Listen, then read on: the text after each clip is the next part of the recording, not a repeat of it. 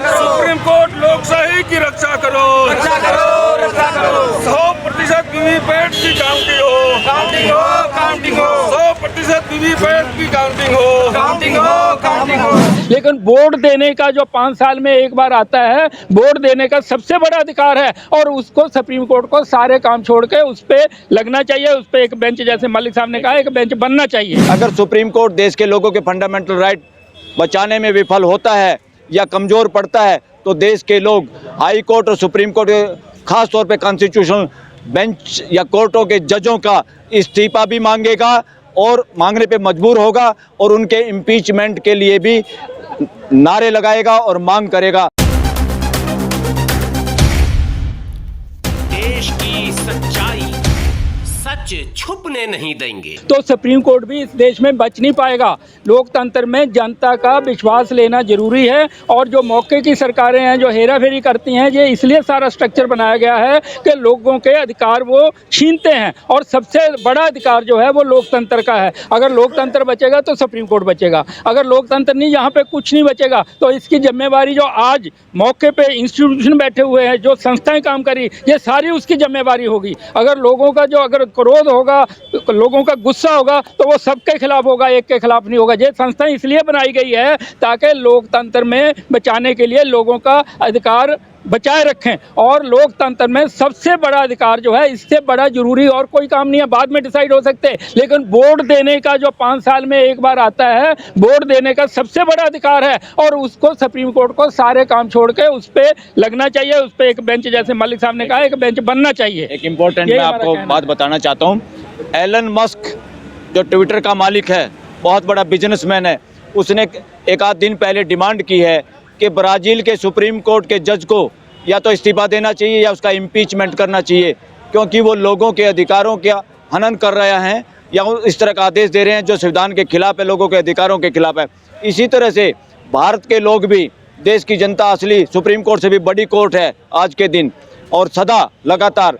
अगर supreme court देश के लोगों के फंडामेंटल राइट बचाने में विफल होता है या कमज़ोर पड़ता है तो देश के लोग हाई कोर्ट और सुप्रीम कोर्ट, खास तौर पे कॉन्स्टिट्यूशनल बेंच या कोर्टों के जजों का इस्तीफा भी मांगेगा और मांगने पे मजबूर होगा और उनके इम्पीचमेंट के लिए भी नारे लगाएगा और मांग करेगा।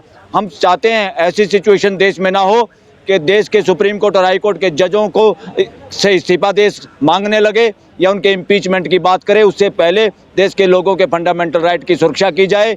देश के लोगों को जो इलेक्शन में वोट देने का अधिकार है, उनकी वोट को पर्ची के माध्यम से उनको दिखाया जाए और उन्हीं को गिना जाए, उनके आधार पर रिजल्ट घोषित किया जाए।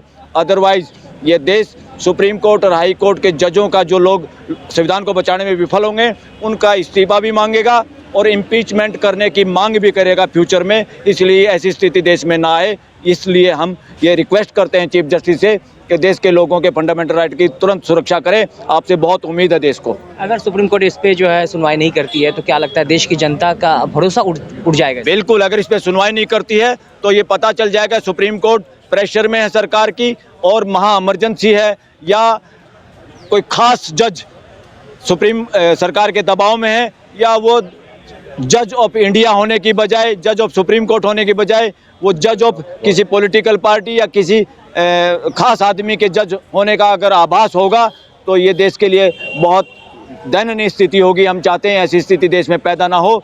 या तो बेंच बदला जाए या तुरंत कॉन्स्टिट्यूशन बेंच गठित करके इस पे फैसला दिया जाए जनता के हक में। ये सारी सुनवाई हो, सारी काउंटिंग वीवीपैट से हो, क्योंकि ईवीएम के ऊपर में आज से नहीं, जब से 2014 से भारतीय जनता पार्टी की सरकार रही है तब से एलिगेशन लगता हुआ आ रहा है।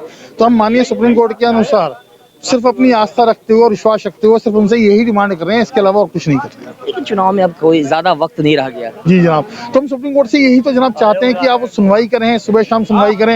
ऐसा नहीं है कि किसी भी केस के अंदर में सुनवाई नहीं हो सकती है, यानी बहुत सारे ऐसे केस में रातों रात डिसीजन आ जाता है। तो वही चीज हम भी चाहते हैं कि वीवीपैट के ऊपर भी रातों रात को डिसीजन ले सुप्रीम कोर्ट। माननीय आदरणीय सुप्रीम कोर्ट हमारी बातों को ध्यान से सुने और समझे कि भाई हम क्या कहना चाह रहे हैं, सिर्फ वीवीपैट और कुछ नहीं। हम किसी के पार्टी के ऊपर, किसी के ऊपर कोई एलिगेशन नहीं है।